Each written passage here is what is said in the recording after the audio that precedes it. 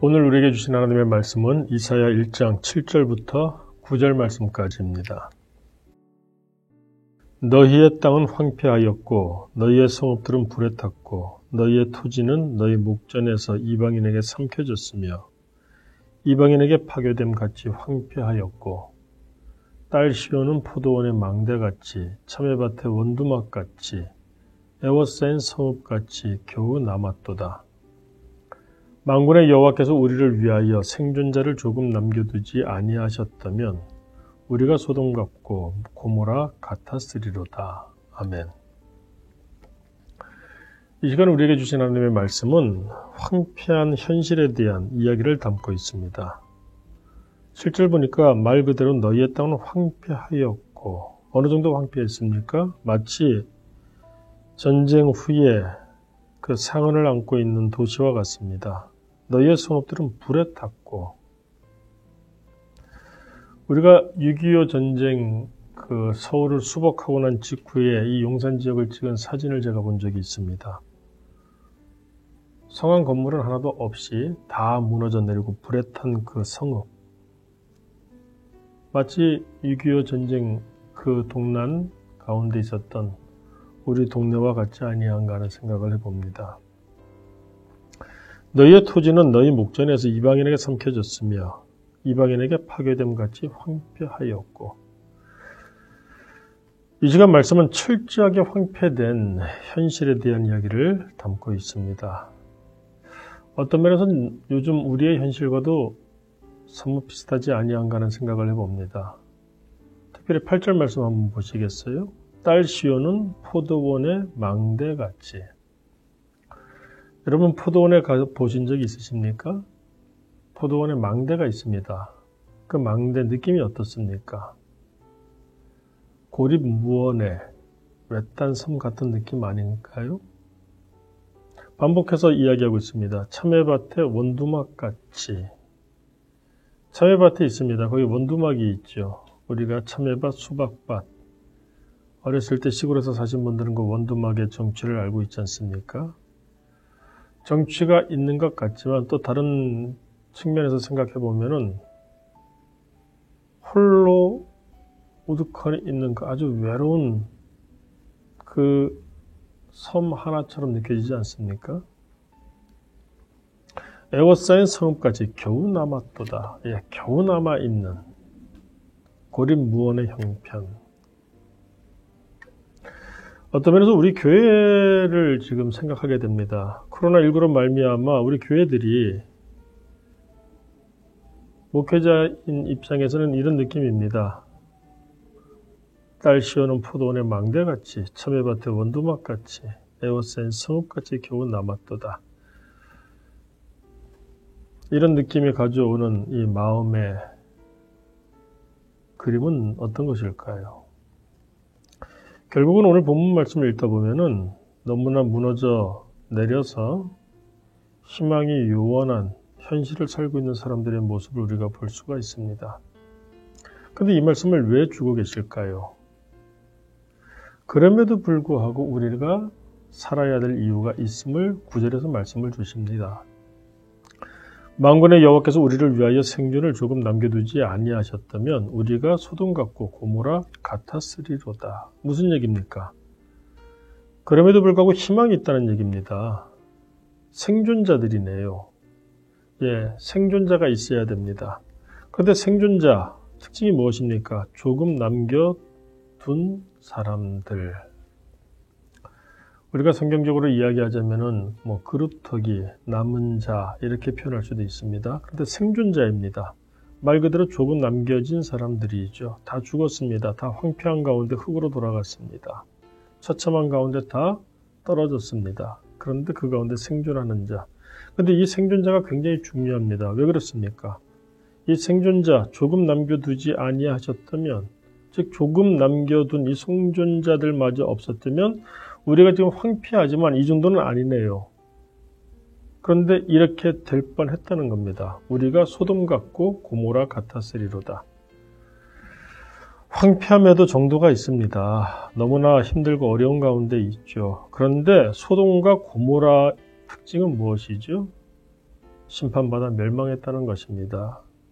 그 흔적도 남지 않은 황폐함이라고 말할 수 없을 진멸받았던 그 소돔과 고모라. 그런데 우리가 소돔과 고모라 같았으리로다.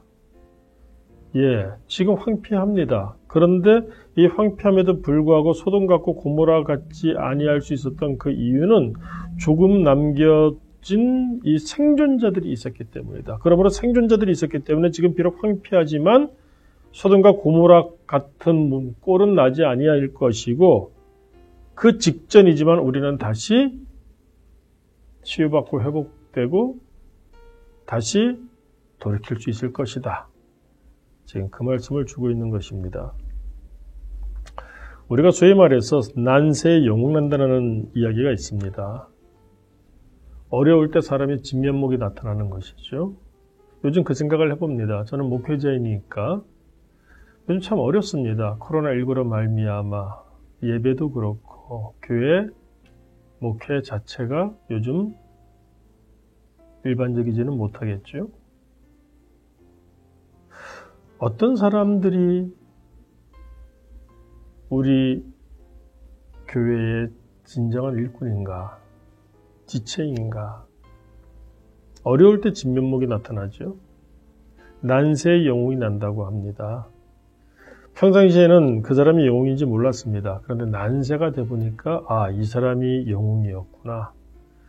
진정한 친구도 마찬가지죠. 평상시에는 모두가 친구인 줄 알았는데 어려움을 당해 보니까 진정한 친구는 이 사람이었구나 알 수가 있죠. 여러분 요즘 어렵습니다. 나름대로 난세이죠. 교회만 난세인가요?